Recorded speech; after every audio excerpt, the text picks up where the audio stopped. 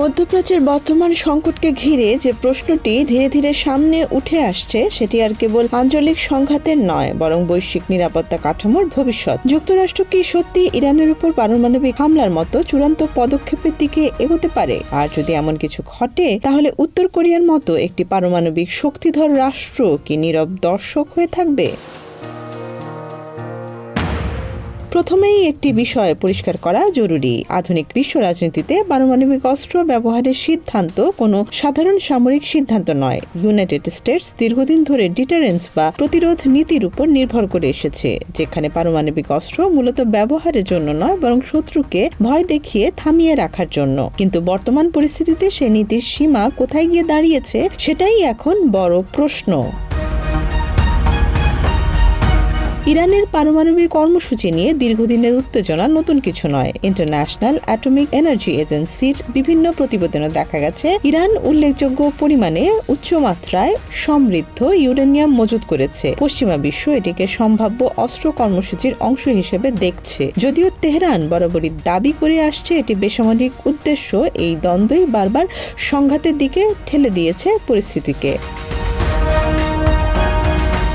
Donald Trump প্রশাসনের বক্তব্য এখানে দ্বৈত ও জটিল। একদিকে তারা দাবি করছে ইরানের পারমাণবিক সক্ষমতা ধ্বংস করা হয়েছে, অন্যদিকে আবার ইরানকে আসন্ন হুমকি হিসেবে তুলে ধরা হয়েছে। এই ধরনের অবস্থান কৌশলগত বিভ্রান্তি তৈরি করে, যা কখনো কখনো বাস্তব সংঘাতের পথও প্রশস্ত করে। কিন্তু প্রশ্ন হলো, যুক্তরাষ্ট্র কি সত্যি পারমাণবিক হামলার মতো সিদ্ধান্ত নেবে?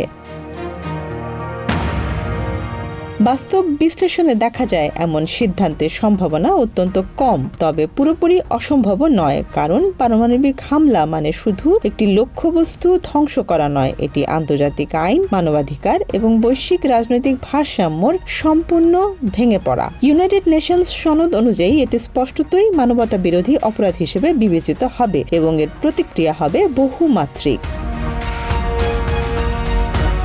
এখানেই উত্তর কোরিয়ার অবস্থান গুরুত্বপূর্ণ হয়ে ওঠে। নর্থ কোরিয়া ইতিমধ্যে ইরানের উপর মার্কিন হামলার তীব্র নিন্দা জানিয়ে এবং এটিকে আন্তর্জাতিক আইনের লঙ্ঘন হিসেবে আখ্যা দিয়েছে। কিম জং উনের সাম্প্রতিক বক্তব্যে একটি বিষয় স্পষ্ট, তিনি ইরানের ঘটনাকে তার নিজস্ব পারমাণবিক নীতির সঠিকতার প্রমাণ হিসেবে দেখছেন। তার যুক্তি সরল, যেসব দেশের কাছে পারমাণবিক অস্ত্র নেই তারা বড় শক্তির সামনে দুর্বল, আর যাদের আছে তারা অন্তত আক্রমণ প্রতিহত করতে পারে। এই চিন্তাধারা শুধু উত্তর কোরিয়ার নয়, এটি ধীরে ধীরে একটি বৈশ্বিক প্রবণতায় রূপ নিচ্ছে। ইরানের উপর হামলা যদি অব্যাহত থাকে বা আরো তীব্র হয়, তাহলে তেহরান পারমাণবিক অস্ত্র তৈরির দিকে আরো দ্রুত এগোতে পারে। একই সঙ্গে সৌদি আরব, তুর্কি বা ইজিপ্টের মতো দেশগুলো নিজেদের নিরাপত্তার জন্য একই পথে হাঁটার কথা ভাবতে পারে। ফলে একটি আঞ্চলিক সংঘাত খুব দ্রুত বৈশ্বিক পারমাণবিক প্রতিযোগিতায় পরিণত হতে পারে। উত্তর কোরিয়া সরাসরি যুদ্ধে জড়িয়ে পড়বে কিনা এই প্রশ্নের উত্তর সহজ নয়। পিয়ংইয়ং সাধারণত সরাসরি সামরিক সংঘাতে জড়ায় না, কিন্তু তারা পরোক্ষভাবে প্রভাব বিস্তার করে প্রযুক্তি সহায়তা, অস্ত্র সরবরাহ বা কৌশলগত সমর্থনের মাধ্যমে। যদি পরিস্থিতি চরমে পৌঁছে, তাহলে তারা রাশিয়ার সঙ্গে সমন্বয় করে আরো বড় ভূমিকা নিতে পারে। রাশিয়া ইতিমধ্যেই পশ্চিমা বিশ্বের সঙ্গে দ্বন্দ্বে জড়িত, ফলে এই ঐক্য আরো শক্তিশালী হতে পারে। এখানে আরেকটি গুরুত্বপূর্ণ দিক হলো তথ্যযুদ্ধ ও বিভ্রান্তি। ইরান উত্তর কোরিয়া যৌথভাবে ICBM তৈরি করেছে, যা অত্যাধুনিক ক্ষেপণাস্ত্র হস্তান্তরের মতো অনেক দাবি সামনে আসছে। এসবের কিছু অংশ সত্য হতে পারে, কিন্তু অতিরঞ্জিত বা কিছু পুরোপুরি প্রোপাগান্ডাও হতে পারে। যুদ্ধের সময় তথ্য নিজেই একটি অস্ত্র হয়ে ওঠে, যার মাধ্যমে ভয় সৃষ্টি করা হয়, প্রতিপক্ষকে বিভ্রান্ত করা হয় এবং জনমত প্রভাবিত করা হয়। সবচেয়ে বড় উদ্বেগের জায়গা হলো এই পুরো সংকটে আন্তর্জাতিক কূটনীতি কার্যত ব্যর্থ হয়ে পড়ছে। ইউনাইটেড নেশনস বারবার আহ্বান জানালেও কার্যকর কোনো সমাধান দিতে পারছে না। বড় শক্তিগুলোর ভেটো রাজনীতি সংস্থাটিকে অকার্যকর করে তুলছে, ফলে সংঘাত থামানোর বদলে তা ধীরে ধীরে বিস্তৃত হচ্ছে।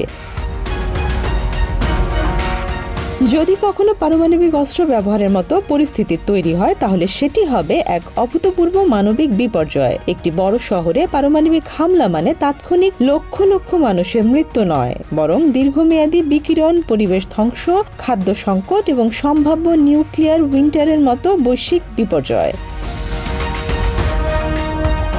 বর্তমান পরিস্থিতি একটি বিপজ্জনক ভারসাম্যের উপর দাঁড়িয়ে। যুক্তরাষ্ট্র সরাসরি পারমাণবিক হামলা চালাবে এমন সম্ভাবনা কম, কিন্তু সংঘাতের ধারা যদি একইভাবে এগোতে থাকে তাহলে ভুল সিদ্ধান্ত, ভুল হিসাব বা আকস্মিক উত্তেজনা পরিস্থিতিকে সেই দিকে ঠেলে দিতে পারে। আর উত্তর কোরিয়া তারা বসে থাকবে না, কিন্তু সরাসরি যুদ্ধক্ষেত্রে নয় বরং কৌশলগতভাবে ধীরে হিসেব করে নিজেদের অবস্থান শক্ত করবে। এই সংকটের সবচেয়ে ভয়ঙ্কর দিক হলো এটি কোনো একটি ঘটনার উপর নির্ভর করছে না, বরং একটি বহু বছরের অবিশ্বাস, প্রতিযোগিতা এবং ক্ষমতার লড়াইয়ের ফল। আর যখন এই সবকিছু একসঙ্গে বিস্ফোরিত হয় তখন ইতিহাস নতুন করে লেখা শুরু করে, প্রায়শই রক্ত আর আগুন দিয়ে। Desk report, Dhaka express.